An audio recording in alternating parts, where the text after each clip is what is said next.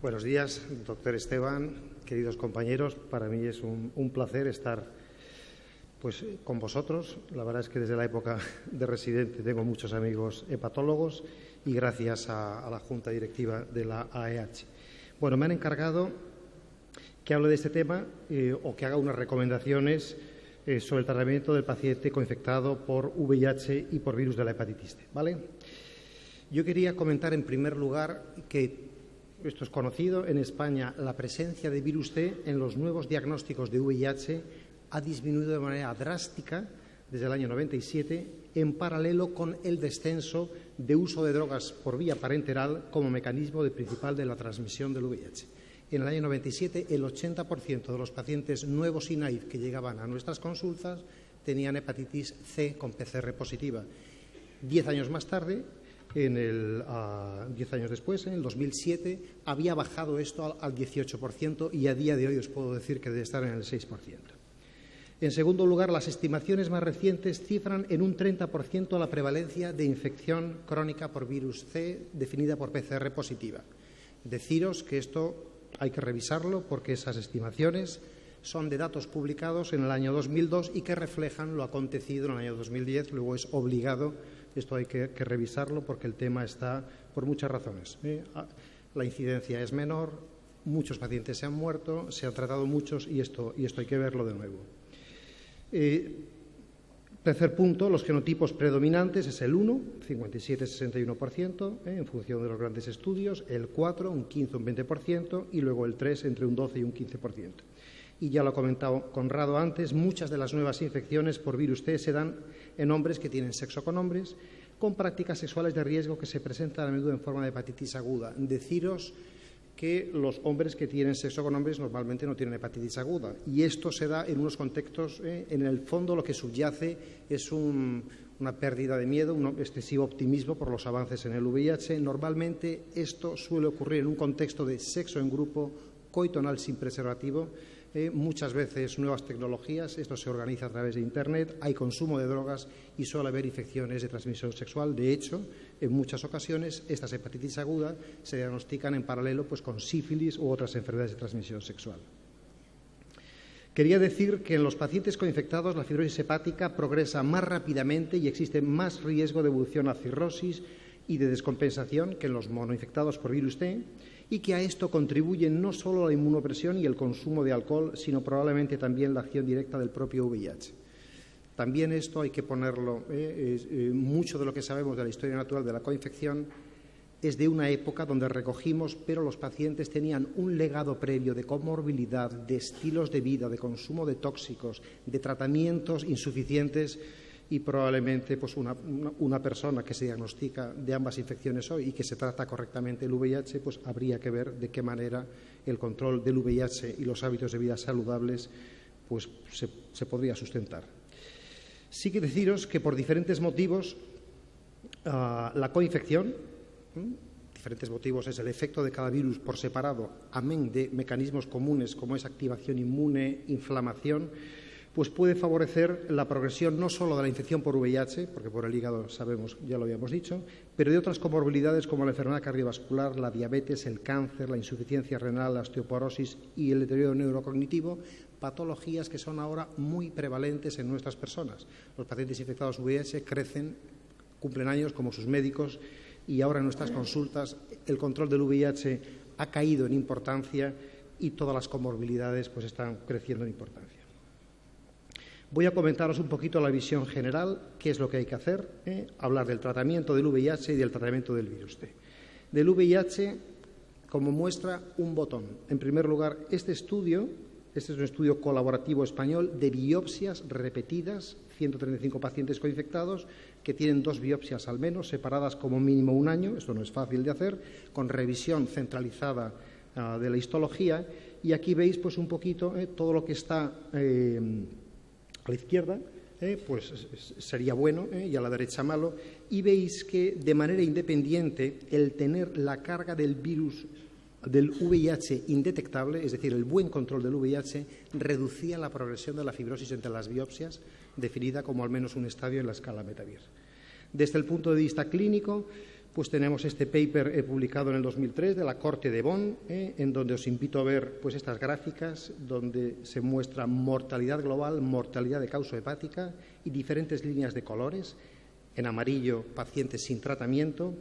En azul oscuro, los primeros tratamientos insuficientes, como era mono o biterapia con análogos de nucleósidos, y en azul claro, la terapia de combinación, la primitiva. Y veis cómo pues, hay una relación directa y el tratamiento antirretroviral reduce no solo la mortalidad global, algo esperable en los enfermos VIH, sino la mortalidad de causa hepática.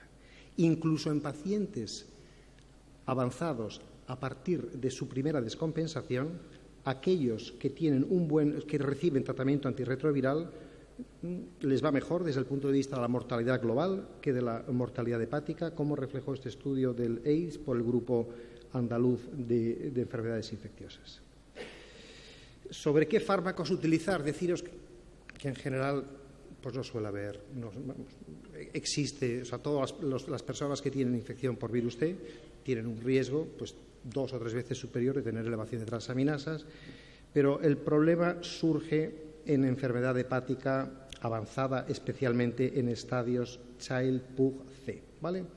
En ese escenario, pues han hecho los deberes fármacos, como veis, la mayor parte de los fármacos o muchos fármacos, no tenemos datos. Cuando hablo de fármacos me refiero a terceros fármacos. Sabéis que el tratamiento del VIH son combinación de 3 fármacos, de los cuales hay uno que ocupa como si fuera la columna central y 2 que son análogos de nucleósidos.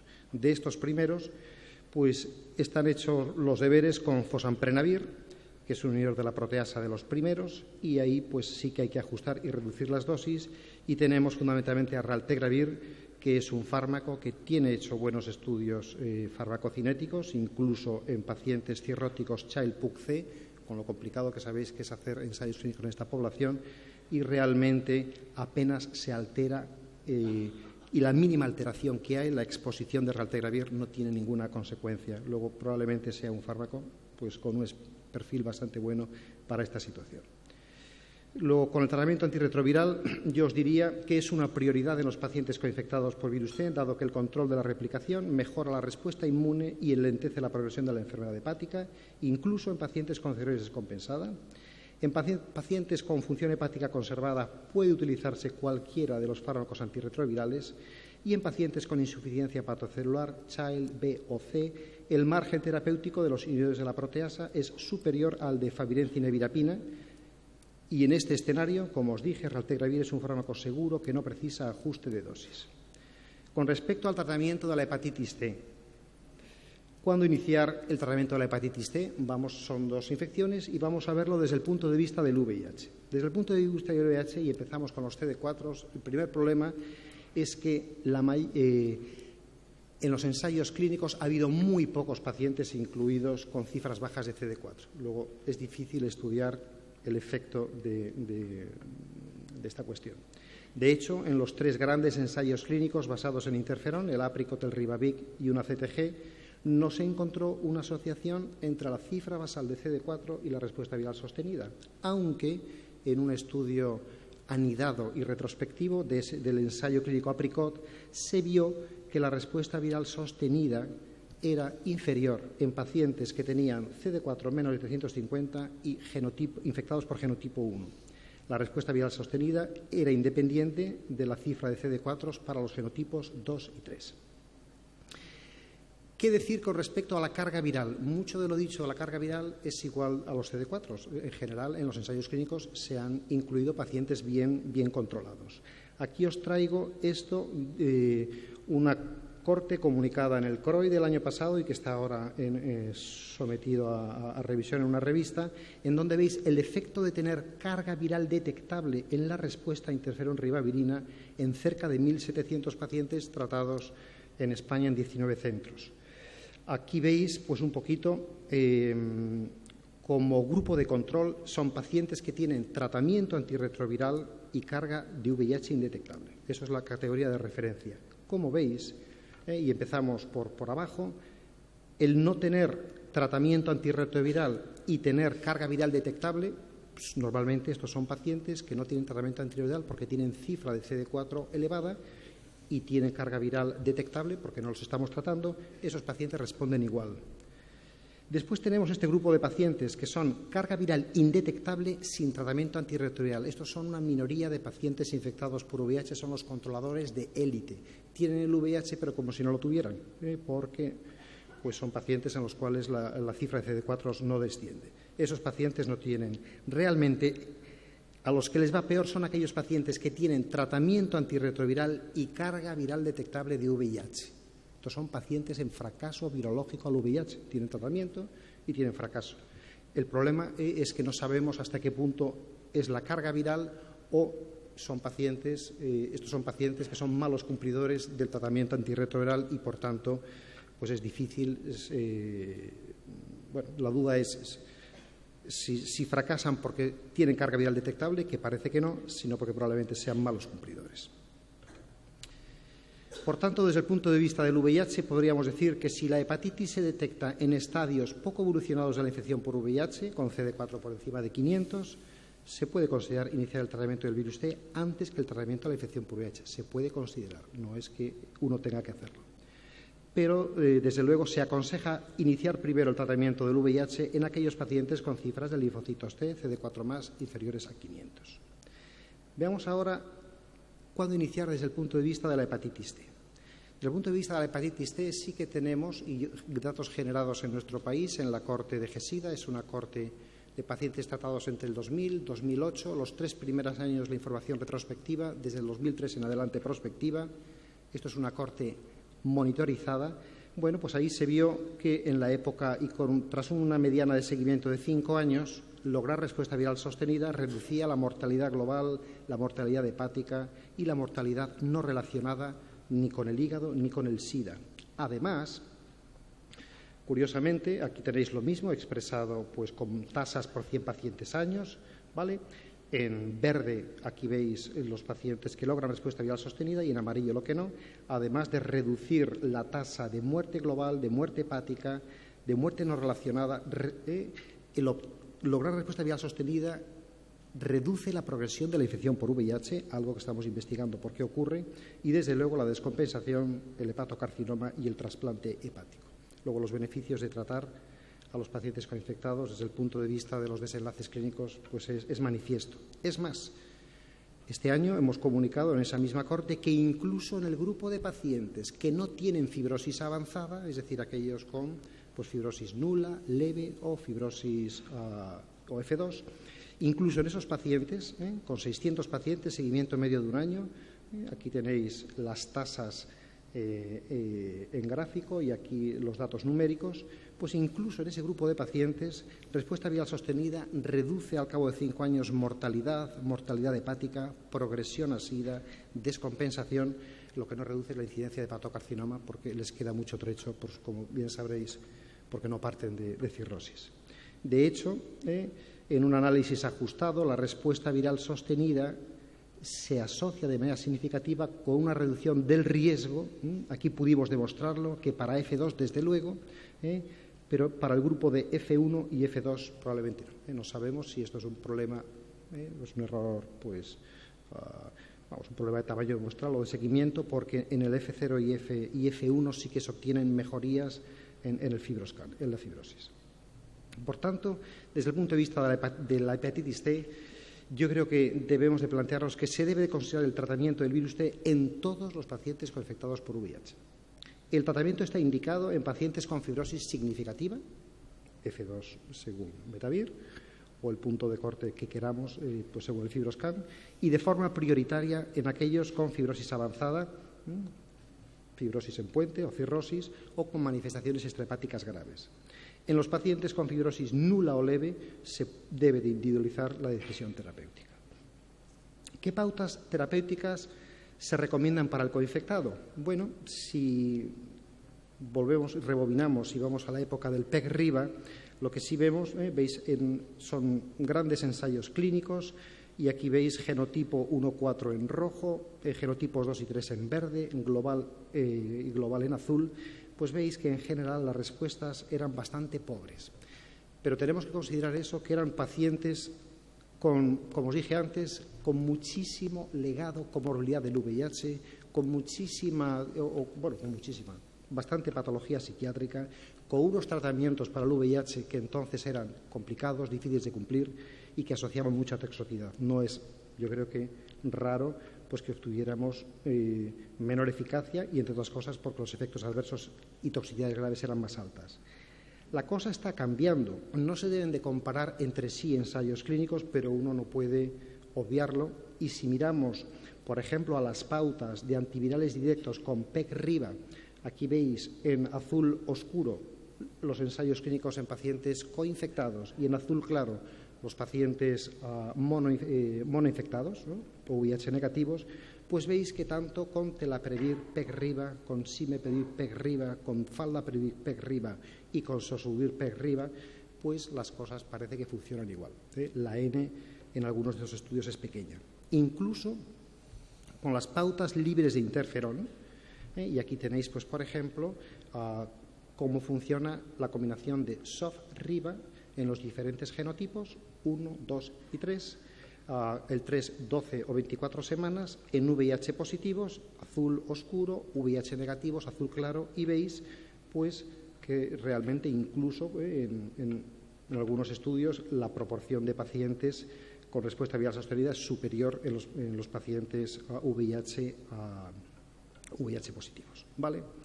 Tenemos incluso con nuevos antivirales directos, con nuevas combinaciones, como el régimen 3 triple de AVI, en donde nos acaban de comunicar por los resultados respuesta viral sostenida 12 semanas, con la pauta de 12 semanas, 93,5 y 90,6, 24 semanas, cosa que no se aleja mucho de lo descrito para los monoinfectados. Y bueno, por ejemplo, la combinación, el MK2, ¿no? con la combinación de MSD, pues en coinfectados naïfs en comparación con los monoinfectados, no cirróticos, pues veis unas respuestas virales sostenidas 97, 94%, 90, 98. Bueno, como os dije antes, los estudios no se pueden comparar entre sí, pero esto desde luego pinta de manera muy distinta a lo que veíamos en la época del interferón ribavirina. Por tanto, yo creo que podríamos decir que en la era del tratamiento basado en PEC-RIBA, la eficacia y seguridad del tratamiento de la hepatitis C era inferior en coinfectados que en monoinfectados. En la era de los antivirales directos, la eficacia y seguridad de los diferentes regímenes terapéuticos basados en triple terapia con PEC-RIBA y en pautas basadas libres de interferón no son o no parecen ser diferentes entre ambas poblaciones, y que el tratamiento de los diferentes genotipos del virus T debe de ser el mismo para coinfectados por VIH y virus T que para monoinfectados por virus C. Sí que hay un tema importante, y es que los pacientes infectados por VIH tienen que recibir el tratamiento para la infección por VIH. Y aquí tenéis, pues, un listado, arriba, diferentes fármacos para tratar la hepatitis C, del BOCE al DACLA, y eso en las columnas, y en las filas pues tenéis pues una serie de fármacos. Globalmente, deciros que BOCE, TELA y SIME son fármacos que pueden ser, que yo creo que son tanto sustratos como inhibidores del CYP-A3, con lo cual es esperable y hay de hecho interacciones con algunos fármacos. Sofosbuvir realmente es un fármaco de milación renal que no tiene problemas. Globalmente yo creo que el mensaje es que es excepcional que un paciente infectado por VIH hoy no pueda recibir un tratamiento de la hepatitis C, pues debido a las interacciones. Es excepcional. Siempre hay algún fármaco y de hecho, pues por ejemplo, no análogos como etravirina, relpivirina o los nuevos inhibidores de la integrasa, pues son fármacos que tienen muy poca interacción con todos los fármacos para tratar la hepatitis. Luego, la relevancia clínica de las interacciones medicamentos, yo creo que hay que resaltar que telaprevir, boceprevir y en menor medida simeprevir presentan numerosas interacciones con los antirretrovirales que limitan su coadministración, que hay que ajustar la dosis de daclatasvir cuando se coadministra con inhibidores de la proteasa potenciados con ritonavir, hay que reducir la dosis, o el favirenz, hay que aumentar la dosis, que sofosbuvir no presenta interacciones significativas y que de todas maneras siempre es aconsejable revisar las fichas técnicas de los fármacos o las bases de datos especializadas. Y esto es todo. Muchas gracias.